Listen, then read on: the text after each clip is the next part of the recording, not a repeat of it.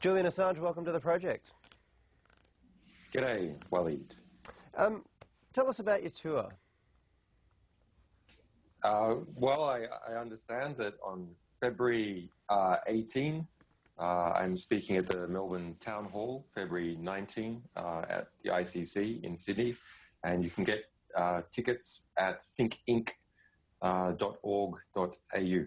And so why are you doing it? What should we expect from this tour? Well, it's been a while since I've spoken to the Australian public, but also it's pretty difficult to earn a living when you're detained illegally in an embassy for 4.5 years. Well, you sought asylum there, and that's where you are. Incidentally, what would you do with any money that you had when you're in an embassy? Well, we have WikiLeaks is a pretty expensive worldwide operation to run. Then we have about 12 different legal cases. About 5 of those we have taken against the FBI, against credit card companies and so on. And then, of course, it's quite expensive to maintain all our journalistic staff, servers, etc. All right, so it's fundraising effectively for WikiLeaks and its operations. And, is that right? and I haven't taken a salary also since 2011. Actually, just Other staff have, but I haven't. right, okay. Just completely out of curiosity, by the way, what is life like in the Ecuadorian embassy? I don't know. I mean, I have absolutely no sense of perspective, as you can imagine. I guess I'm blessed to the extent that my mind is outside the embassy. My mind is with our publications and different battles in relation to our sources. There's an amazing victory we had with the Chelsea Manning clemency, US election. So I mean, as an intellectual life, my life is very rich. The family life, of course, it's extremely poor. You mentioned Chelsea Manning there, and you've confirmed that you will leave the embassy when she's eventually granted clemency. At what point will you leave the embassy? Like, what do you mean when you say when she's granted clemency? What are you waiting for exactly? Well, this is the right kind of approach. Let's pull back a bit. There has been an outrageous, unconstitutional case going against me, other WikiLeaks staff, and Chelsea Manning since 2010. The disproportionality of that case has now been established at the presidential level. Manning was sentenced to 35 years in prison, tortured in prison, according to Juan Mendez, the Special Rapporteur on Torture, and now has been ordered to be given clemency in May in the outgoing Barack Obama administration. Barack Obama could have done that 4 years ago, could have done that 2 years ago, could have done that 1 year ago, waited until the very end. But there's various political reasons for that, which I don't need to go into. But it comes about as a result of an intense campaign led by us, by his lawyers. Amnesty International Spain eventually brought in, very interesting example of a regional Amnesty International office pulling in a more conservative headquarters based here in London into a very important campaign. So it's an outrageous bullshit case against a publisher, violation of the First Amendment, et cetera, et cetera. We say the thing should have been dropped years ago, should be dropped right now. It should have been dropped under the Obama administration, should be dropped under the Trump administration. But so far, it's not been dropped. So what do? Well, I was willing to do anything possible to try and encourage Barack Obama to do the right thing and to give Chelsea Manning a clemency, which he did in the end for a variety of reasons. Now, part of that encouragement is preventing Democrats who are still upset that we exposed what Hillary Clinton said behind the scenes during the election campaign. So let's look at it from their perspective. If we give Chelsea Manning clemency, what's the result? That seems like it's a favor to WikiLeaks. But we don't want to do WikiLeaks a favor because they really kicked us in the teeth during the election. Okay, but it's going to make life hard for Assange because either he's going to get extradited to the United States or we're going to show he's a liar. And both of those things are going to make life hard for Assange, and therefore it's okay to pardon Chelsea Manning, and that's what happened. Now, going forward, of course, we want to engage with the US case because it continues on forever. So from my perspective, it's better to engage with the US case, have a discussion with the DOJ. What are you going to do with this case? Are you going to keep it going? Am I going to have to stay here in the embassy forever? Or is there some way that you guys can drop it?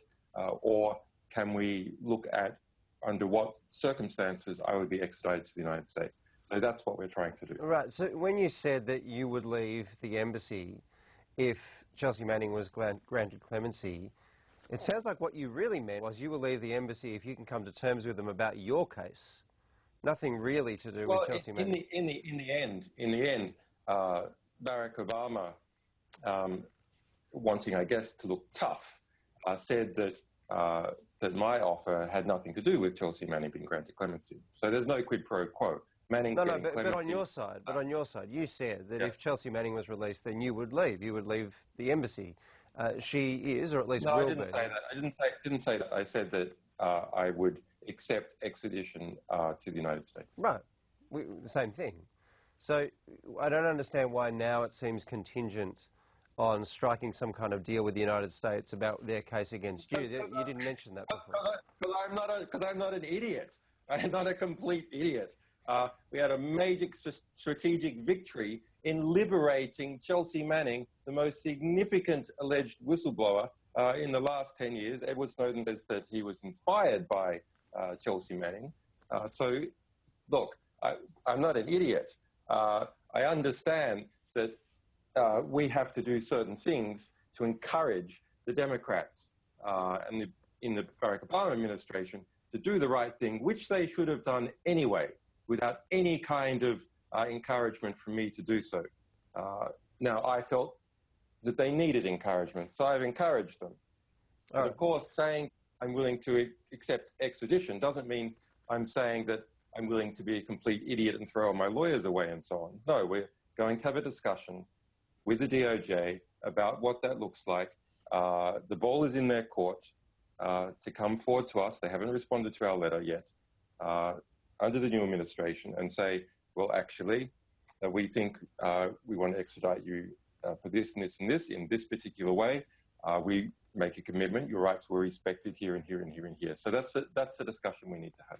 You mentioned. I believe the new political context is such that having granted Chelsea Manning clemency, there's a political signal from the Obama administration. What does that political signal say?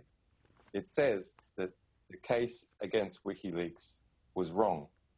It was wrong against Chelsea Manning. And if it's wrong against the alleged source or excessive against the alleged source, then sure as hell it's excessive against the publisher. You mentioned the hacked material from the Democrats, the emails that cost Hillary Clinton so dearly in the election. The intelligence community in the United States is highly confident that this was a hack that was from Russia and provided to you. You've denied that all along. Can you be 100% certain there was no involvement from anyone connected to the Russian state at any stage in the chain of transmission to you? Well, I'm not playing 20 questions with our sources. We are a source protection organization. We have managed to protect us revealing any information leading to the arrest of our sources. We have a perfect record in doing that. And even for alleged sources such as Chelsea Manning that have allegedly told other people that they were a source who were informants, nothing to do with us, and gotten busted that way, we have gone in boots and all to defend those people. I founded, together with the late Gavin McFadden, the Courage Foundation that specializes in defending sources from a variety of media organizations, including Edward Snowden. So I'm not playing 20 questions about the sources. I can state clearly and have stated clearly that our source is not a member of the Russian government. Right, but just to be clear, that is not the same thing. I'm not expecting you to reveal your source, but that is not the same thing. No, but you're shifting goalposts. No, I'm not shifting goalposts. I know you're not doing it in particular, but goalposts have been shifted. So first there was a demand, did you get this from the Russian government? No, we didn't. We don't like talking about our sources, but neither do we like a situation arising which distracts from our publications and creates a kind of hysteria that could lead to war. We need to be realistic. No, but you understand, of course, that it's relevant whether or not the Russians were trying to get a particular result in the United States election. That's not necessarily about your operation, it's just relevant. And so I just want to be clear. I just want to be clear. You're not saying that you can be sure that there was no involvement from the Russian state from beginning to end. You're only saying that your source, the person who handed these to you, was not from the Russian state. Am I right? I'm not saying anything else other than what we have said, because we can't play 20 questions about our sources. We can't eliminate this, eliminate that. If we display knowledge about a particular thing, that can reveal the type of interaction that we have with our sources, for example. Even just displaying knowledge about what's in, what's out, what we know, what we don't know, etc., displays a particular type of interaction which can be used by intelligence services to reconstruct telecommunications. Remember, I'm an embassy here that is a $20 million spy operation, $6 million a year being spent on it by the British. So it's a very serious situation to try and protect sources and to not drop little hints about what might be included and what might be not included. Every serious journalist, you'll get exactly the same response from. I'm not talking about sources other than this established fact. That's it. Well, I only asked the question because you said you were 1,000% sure that it wasn't from the Russian state, and I'm trying to clarify exactly what that means, but I do take your point. I didn't say, I would never use, look, I was trained in mathematics. I have a scientific perspective. I don't use phrases like 1,000% sure. Trump might do that. Sean Hannity might do that. It's colourful. I understand why. Okay. I just said it. Yeah, I'm sure. Sure. All right. Do you care about the motive of whoever it was that leaked this information to you? Well, we have I have an understanding. We understand our publications. We understand a lot of things about our publications.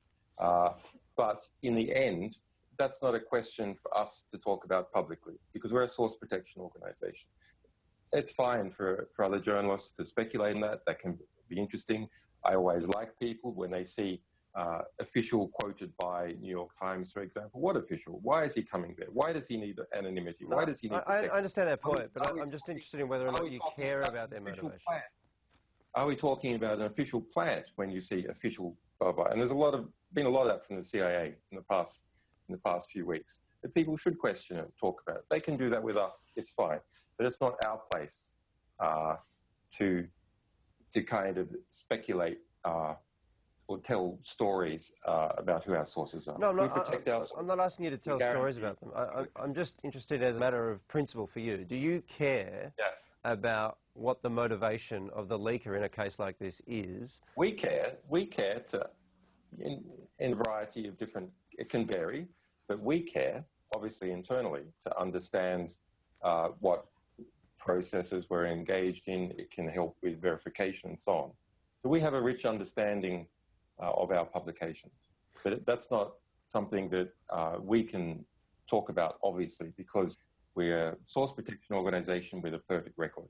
We also have a perfect record in authenticating what we publish. And let's be realistic about this debate in the United States. What exactly is being said?